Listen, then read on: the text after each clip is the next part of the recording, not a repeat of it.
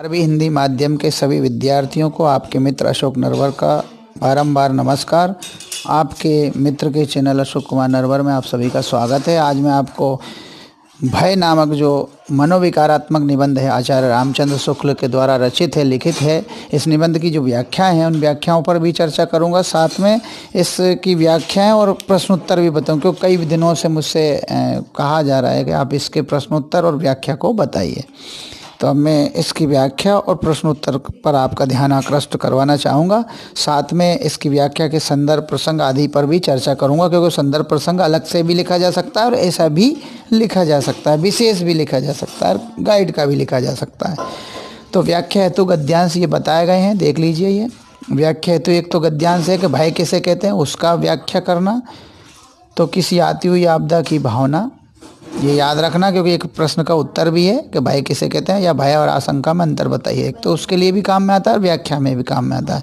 और ये 2013, 2015, 2018 में ये आ चुका है बोर्ड एग्जाम में। तो यहाँ पहला जो पंक्ति में जो ये व्याख्या के लिए गद्यांश दिया हुआ है वो देखिए।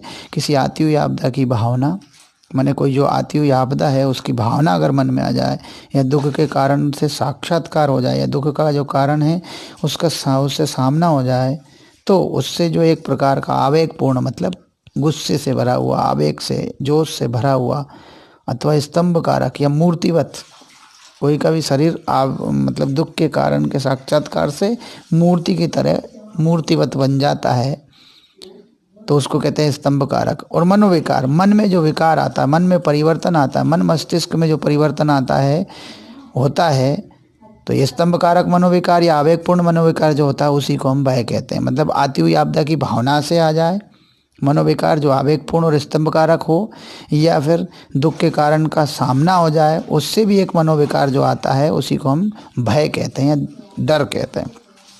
ये यहाँ पर बताया गया है, इन सारे शब्दों को देखना है। फिर इसके बाद में हम पहले संदर्भ पे आते हैं। संदर्भ क्या होता है, तो एक और आप पॉइंट लिख सकते हैं कि ये जो पूरी पंक्ति हैं, दो पंक्तियाँ, इन दोनों पंक्तियों के लिए पहले लिखिए पॉइंट संकेत। संकेत में किसी आती हुई और डॉट डॉट डॉट लगा दीजिए, फिर बाद में को भय कहते हैं ऐसा लिख दीजिए, डॉट डॉट डॉट के बाद में, तो वो बन जाता है संकेत। एक नया आकर्षक जो है व्याख्या, संदर्भ सही व्याख्या बन जाती है। तो एक पॉइंट और बन जाता है, वैसे 4 पॉइंट बनते हैं, तो एक 5वां संकेत का हो जाएगा। संकेत में 3 शब्द ये, 3 शब्द ये, बीच में खाली स्थान।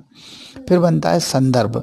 संदर्भ मतलब विषय कहाँ से लिया गया है, तो प्रस्तुत अवतरण, तो ये जो अवतरण दिया गया है, गद्यांश दिया गया है, गद्यावतरण दिया गया है, ये हमारी पाठ्यपुस्तक स्वाति है उससे लिया गया है। स्वाति के भी किस खंड से, गद्य खंड से लिया गया है। निबंध का नाम है भय है, और भय भी निबंध कौन सा है, ये जो मनोविकारात्मक निबंध है उसी से उद्धृत किया गया है। तो प्रस्तुत अवतरण हमारी पाठ्यपुस्तक निबंध नामक भय, निबंध जो है भय नामक निबंध है उसी से उद्धृत है, और वो मनोविकारात्मक निबंध है, मनो के विकार से संबंधित निबंध है।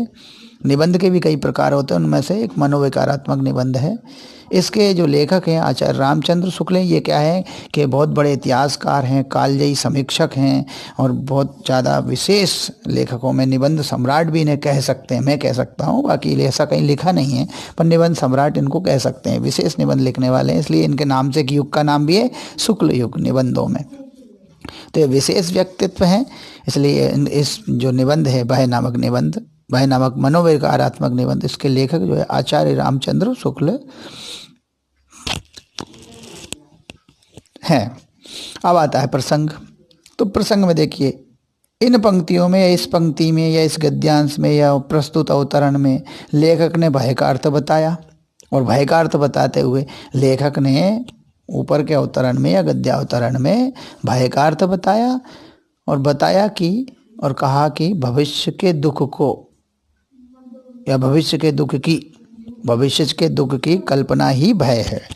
मैंने अर्थ बताते हुए, भय का अर्थ बताते हुए भविष्य के दुख की कल्पना ही भय है। भविष्य के दुख की कल्पना ही या आने वाले दुख की कल्पना ही क्या है, डर है, भय है। व्याख्या देखिए, व्याख्या भी बड़ी आसान है। बताया कि भय का शाब्दिक अर्थ है डर। भय का जो शाब्दिक अर्थ है, भय का जो शब्दगत अर्थ है वह है डर। फिर बताया डर हृदय में उत्पन्न वह भाव है। डर हृदय में उत्पन्न होने वाला एक भाव है, एक भावना है। डर हृदय में उत्पन्न होने वाली एक भाव है जो व्याकुलता उत्पन्न करती है, आश्चर्य को भी जन्म देता है, व्याकुलता और आश्चर्य को जन्म देता है। कौन देता है? जो भय, डर जो है वह भय है, हृदय में उत्पन्न होने वाला तो भाव है ही सही। इसी भाव के कारण व्याकुलता आती है और आश्चर्य भी आता है, यानी व्याकुलता और आश्चर्य को जन्म देता है। तो डर हृदय में उत्पन्न हुआ भाव है जो व्याकुलता तथा आश्चर्य को जन्म देता है। अतः आने वाले दुख अथवा मुसीबत की कल्पना से, अतः आने वाला जो दुख अथवा मुसीबत है उसकी कल्पना से उत्पन्न मन स्थिति का नाम भय है। मतलब अतः आने वाले दुख या मुसीबत की जो कल्पना हमारे मन में हो जाती, उत्पन्न छवि बन जाती, और उस कल्पना से उत्पन्न होने वाली मन स्थिति है, मन की स्थिति है, मन की मेंटल कंडीशन है, उसी का नाम भय है। ऐसा इन्होंने कहा था। आने वाले दुख या मुसीबत की कल्पना से उत्पन्न मन स्थिति का नाम भय है। जब प्राणी का सामना आने वाले दुखों से होता है, जब कोई भी प्राणी है तो उसका सामना आने वाले दुखों से होता है, तब उसके मन में एक अजीब सी आकुलता आती है, आश्चर्यजनक मनोभाव जागृत हो जाते हैं। माने जब आने वाले दुख से सामना हो, आने वाले दुख की कल्पना अगर उसके मन में हो, तब उसके मन में एक अजीब सी आकुलता आती है, आश्चर्यजनक मनोभाव जागृत होता है। इसी आश्चर्यजनक भाव के जागृत होने को ही, या इसी मनोभाव को ही साहित्य में भय के नाम से जाना जाता है। इसी मनोभाव को, माने ये मन में अजीब सी आकुलता या आश्चर्यजनक मनोभाव उत्पन्न होता है आने वाले दुख के सामने करने से, उसी मनोभाव को या इसी मनोभाव को साहित्य में भय के नाम से जाना जाता है। इस प्रकार दुख या हानि की कल्पना ही भय है। इस प्रकार प्राणी जब दुख या हानि की कल्पना करता है और जो कल्पना में डर जाता है, उसी को भय कहा गया है। अब आता है विशेष। तो विशेष में यहाँ पर देखिए क्या क्या बताया गया। यहाँ पर बताया भय मनोभाव का मनोवैज्ञानिक रूप से अर्थ स्पष्ट किया गया है। जो भय नामक मनोभाव है उसका मनोवैज्ञानिक रूप से यानी साइकोलॉजिकल मीनिंग को स्पष्ट किया गया है। संस्कृतनिष्ठ खड़ी बोली का प्रयोग हुआ है इसमें। कौन सी खड़ी बोली का? संस्कृतनिष्ठ खड़ी बोली का प्रयोग हुआ है किसमें? प्रस्तुत निबंध में या गद्यांश में। संपूर्ण व्याख्या अंश का रूप मिश्र वाक्य में, जो संपूर्ण व्याख्या की गई है वो मिश्र वाक्यों में जो है बताया गया है। मिश्र वाक्यों का प्रयोग ज़्यादा किया गया है। विचारात्मक व गवेषणात्मक शैली का प्रयोग हुआ है।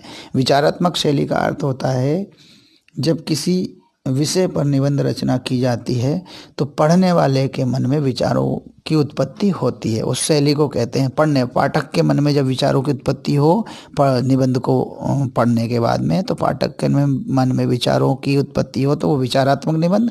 गवेषणात्मक मतलब होता है कि जब पाठक उस निबंध को पढ़ेगा, उस रचना को पढ़ेगा, तो उसके मन में खोजी प्रवृत्ति उत्पन्न हो, यानी खोज करने की इच्छा हो कि ऐसा होता है, क्यों होता है, किस लिए होता है। इन प्रश्नों की अगर वो खोज करे तो ऐसी शैली को गवेषणात्मक शैली कहा जाता है। तो इस निबंध में विचारात्मक व गवेषणात्मक शैली का प्रयोग किया गया है।